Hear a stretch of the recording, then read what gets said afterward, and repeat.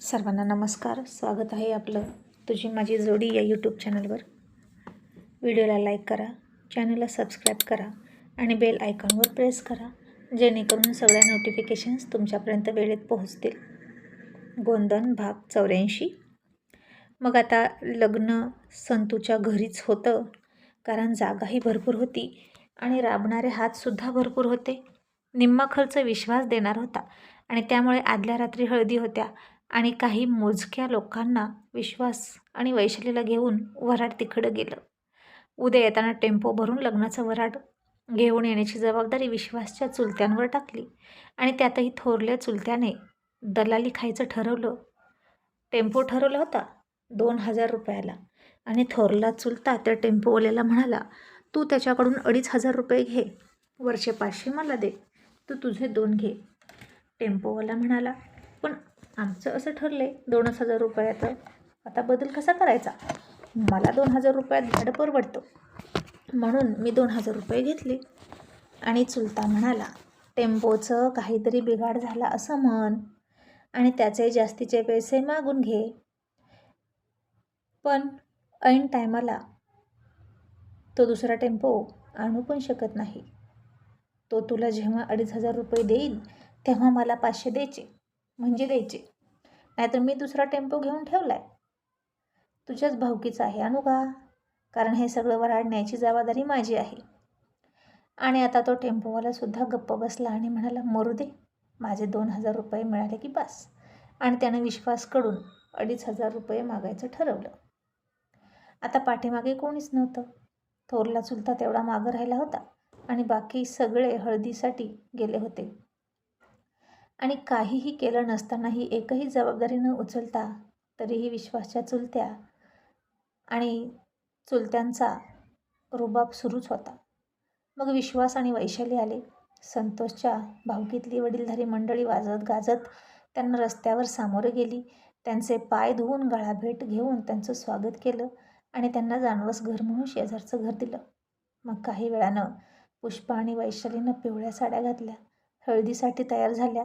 दोन्ही जोडपी शेजारी शेजारी बसले, हळदीच्या मुंडावळ्या बांधल्या आणि पुष्पानं त्याच्याकडे बघितलंच नाही. हिरवा चुडा घातलेली, हातभर मेहंदी लावलेली पुष्पा पिवळ्या साडीत फार गोड दिसत होती आणि रात्रीच्या लाईटमध्ये तर आणखीनच सुंदर दिसायची, जणू काही चमचम करणारी शुक्राची चांदणी. हळद लावायला आलेले विश्वासच्या गावची तरुण मुलं मुद्दाम त्यांच्याच पुढे पुढे बसायचे आणि पुष्पाला डोळे भरून बघायचे, कारण यानंतर असा चान्स भेटणार नव्हता. आणि मग मानाच्या 5 बायकांनी येऊन हळदी लावल्या आणि मग सगळ्यांनीच हळद लावली. आता नवरा नवरींनी एकमेकांना हळद लावायची होती. लवकर कोणीच हात उचलेना. विश्वाससुद्धा गप्प, पुष्पा गप्प. मग शेवटी पद्मानं खुणावलं आणि विश्वासनं हळदीत 2च बोटं बुडवली आणि तिला थोडंसंच लावलं. एका गालाला तिच्या हळद लावली. दोन्ही हातानं चोळून चोळून अजिबात लावली नाही, कारण त्याला 4 चौघात असला वातडपणा आवडत नव्हता. आणि पुष्पानं सुद्धा तसंच 4 बोटं हळदीच्या वाटीत बुडवली आणि त्याच्या हाताला फक्त लावली. त्याच्या गालाकडे सुद्धा हात घेऊन गेले नाही. आणि त्या दोघांचाही खडूस स्वभाव बघता त्यांना कोणीही आग्रह केला नाही भरपूर हळद लावा एकमेकांना म्हणून. संतोष आणि वैशालीनं मात्र जोरदार हळद खेळली आणि तिकडं खूप धिंगाणा सुरू होता. सगळेजण त्या दोघांना बघून हसत होते आणि वैशाली संतोषसोबत खूप खुश आहे यातच विश्वास खुश होता. मग हळदीचं जेवण सुरू होतं आणि पुष्पा विश्वासला जेवायला बसवलं शेजारी शेजारी. पत्रावळ्या त्यांच्यासमोर ठेवल्या. आज शिरा, भात, भाजी होती आणि उद्या बरेच पदार्थ असणार होते लग्नाच्या जेवणात. आता विश्वासची पत्रावळी जशी वाढली तसं पुष्पानं त्याच्या पत्रावळीतलं स्वतःच्या पत्रावळीत सगळंच ओतून घेतलं आणि खायला सुरुवात केलीसुद्धा. आणि तो तिच्याकडे चकित होऊन बघायला लागला आणि किती खाते ही मुलगी असं त्याला वाटलं. आणि वाढणारी मुलं म्हणाली, पुष्पाताई, अगं दाजीला काहीतरी राहू दे की, सगळं तूच खाते काय? आणि पुष्पा खात खात म्हणाली, वाढ वाढ, तुझ्या दाजीला दुसरं वाढ. आणि आता विश्वासच्या पत्रावळीत आणखीन जेवण वाढलं आणि विश्वासनं आता तेही जेवण पुष्पाच्या पत्रावळीत टाकलं आणि तिची पत्रावळी फुल भरली. आणि पुष्पा म्हणाली, हे काय, इतकं कशाला? आणि विश्वास हळूच म्हणाला, खा ना, खूप भूक लागली असेल ना तुला, मी दुसरं घेतो, असं म्हणून त्यानं स्वतःला दुसरं घेतलं. तशी पुष्पा म्हणाली, नाही नाही, हे नास होईल, इतकं मला जाणार नाही, पोटाच्या वर बांधू शकत नाही ना, यातलं काढून घ्या. आणि विश्वास म्हणाला, मी तुझं उष्ट खाऊ का, जमणार नाही, सगळं तुला संपवावं लागेल. आणि पुष्पाची तर आता हे सगळं संपवण्याचं टेन्शन घेऊनच भूक मेली. मग तिला संपत आहे तेवढंच तिनं खाल्लं आणि उठली आणि रागात गेली. आणि मग विश्वासचे मित्र त्याला म्हणायचे, विश्वास काय मुलगी आहे यार, खरंच एकदम गावरान पेरू, मस्त सुंदर आहे. विश्वास थोडासाच गालात हसायचा. ती सुंदर होती यात वाद नव्हता, पण तिनं वैशालीचा अपमान केला ना, त्याच्या डोक्यात होतं. हिच्या सौंदर्याचा माज कधीतरी उतरणार म्हणजे उतरवणार, असं त्यानं मनात ठरवलं होतं. मग दुसऱ्या दिवशी 12:30चं लग्न होतं. हळदीच्या अंगानं चौघेही झोपले आणि सकाळी उठून सगळ्यांना एकत्र कळसात आंघोळ घालायची होती. मग सगळेच चुलत्या घेऊन आंघोळ घातली. भिजलेली पुष्पा आता तर आणखीनच पाण्यात आग लागावी अशी दिसत होती. मग पुन्हा लग्नाचे कपडे अंगावर चढवले आणि लाल शालू घालून पुष्पा आणि वैशाली तयार झाल्या. आणि कसली खतरनाक दिसत होती पुष्पा, बापरे, एकदम गोड आणि सुंदर हा शब्दसुद्धा तिच्यापुढे फिका पडावा इतकी छान दिसत होती. आणि त्यांची तयारी सुरू होती. तोपर्यंत संतू, विश्वास घोड्यावर बसून मारुतीला जाऊन आले. हलगीच्या तालावर घोडा नाचत होता.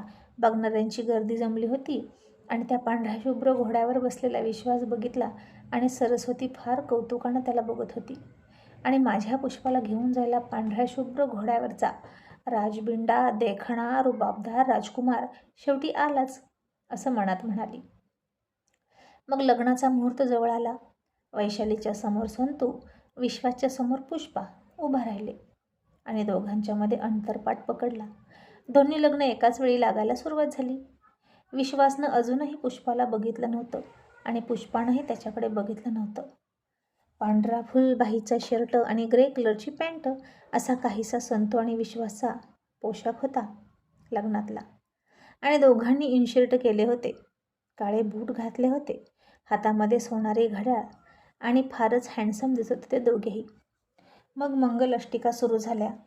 पद्मा आणि सरस्वतीनं एकाच तुळशीला तांब्यानं पाणी घालायला सुरुवात केली आणि एक एक मंगल अष्टिका जसजशी होईल तसतसं दोघींच्याही डोळ्याला पाण्याची धार लागत होती आपल्या आपल्या लेकीसाठी. आणि मग मंगलाष्टका संपल्या, हलगी वाजायला सुरुवात झाली, अंतरपाठ काढून घेतला आणि विश्वासची नजर पुष्पावर गेली आणि तिला बघून त्याच्या काळजाचा ठोका चुकला. कारण दोन्ही बाजूंनी पांढरी शुभ्र गजरी सोडलेली, चॉकलेटी पांढऱ्या गंधाचा मळवट भरलेली, डोक्यावर लाल चुनरी घेतलेली पुष्पा बघून विश्वासच्या पोटात गोळा आला. कारण खरंच ती खूप सुंदर दिसत होती, रोजच्यापेक्षा खूपच जास्त. कारण नव्या नवरीचं तेज आणि हळदीचं पाणी आता तिच्या अंगावर चढत होतं. आणि नवरी कशीही असू द्या ती छानच दिसते, आणि पुष्पा का दिसणार नाही, कारण ती आधीचीच खूप देखणी होती आणि आज तर तिनं लिपस्टिक पण लावली होती आणि सगळं तिच्या अंगावर लाल लालच होतं. आणि गुरुजी म्हणाले, नवरदेव हार घाला. विश्वासनं क्षणभर गुरुजींचं ऐकलंच नव्हतं. त्याचं लक्ष तर पुष्पाकडे होतं आणि ती मात्र मान खाली घालून त्याच्यासमोर उभा राहिली होती. आणि आता तिच्या मनात विश्वासबद्दल काहीच नव्हतं. त्याच्याबद्दल जे काही मनात येणार होतं ते इथून पुढे. पण हा क्षण प्रत्येक मुलीसाठी खूप हळवा असतो आणि या क्षणी समोर नवरा असूनही तिच्या मनात फक्त आणि फक्त तिची आई होती. आणि पुष्पाचा कंठ दाटून आला होता, डोळे पाण्यानं भरत होते. कधी कधी ती तुळशीच्या कट्ट्यावर उभा असलेल्या सरस्वतीकडे बघायची आणि तिला रडू यायचं. पुष्पाला खूप खूप रडायचं होतं आणि आत्ताच रडायचं नव्हतं. तिच्या नाकाच्या नाकपुड्या हलत होत्या, छाती खालीवर होत होती, हात थरथर कापत होते. आणि ही अशी का करते हे विश्वासला कळेना. गुरुजी पुन्हा म्हणाले, नवऱ्या मुलीला हार घाला नवरदेव. आणि त्यानं तिच्या गळ्यात हार घातला आणि त्या हाराला तसाच पकडून फोटो काढला. गुलछडीच्या फुलांचा वास तिच्या नाकात शिरला आणि ती भानावर आली आणि तिच्या भावनांना आवर घालून त्याच्याकडे न बघताच तिनं त्याच्याही गळ्यात हार घातला. संतू आणि वैशालीचं सुद्धा तसंच झालं. दोघांनी एकमेकांना हार घातले, जोडवी घातली, मंगळसूत्र घातलं, कन्यादानाचे विधी पार पडले, पंगती बसल्या, वऱ्हाड जेवलं आणि घरची मंडळी आणि नवरा नवरी यांना जेवायला बसवलं. पण पुष्पा आता खात नव्हती, कारण तिला आता तिचं माहेर सोडून जाताना प्रत्येकच मुलीला असते तशी हुरहुर वाटायला लागली. नवरा नवरीने एकमेकींना घास भरवा असं सांगितलं आणि गोड पदार्थ बुंदी भरवा असं सांगितलं. आता बुंदी कशी भरवायची? जिलेबी असती तर ठीक होतं, आणि ही मोकळी बुंदी एक एक बोटात पकडून तरी भरवायची तरी कशी? खाण्यापिण्याच्या बाबतीत चोखंदळ असलेल्या विश्वासला हे बुंदी खाणं आवडत नव्हतं. एक वेळ लाडू असता तर ठीक होतं असं वाटलं, आणि विश्वास कोड्यात पडला. तिला बुंदी कशी भरवावी त्याला कळेना. आता संतूनं तर मुठभर बुंदी घेतली होती, वैशालीला चारली होती, आणि तो म्हणाला, विश्वास तूही तसंच कर. आणि विश्वासनं मुठभर बुंदी घेतली आणि पुष्पाच्या तोंडाकडे हात घेऊन गेला, तर पुष्पा तोंड उघडेना. आणि आता कसं करायचं? मग त्यानं बुंदीची परात मागवली. त्यातला मोठा एकाला एक चिकटलेला बुंदीचा खडा घेतला आणि तो तिच्या तोंडासमोर पकडला, आणि मग तिनं खाली बघून खाल्लं. पण त्याला भरवताना मात्र तिनं मूठभर बुंदी घेतली, थोडीशी तिरकी सरकली आणि हात उचलला आणि त्याला वर बघायला लावलं आणि तोंडाचा आ वासायला सांगितला, आणि मग त्याच्या तोंडात मूठभर बुंदी सोडली आणि म्हणाली, अशी भरवायची असते बुंदी. आणि आता बुंदीनं विश्वासचे दोन्ही गाल फुगले आणि त्यानं डोळे मोठे केले. तसे सगळेच हसायला लागले.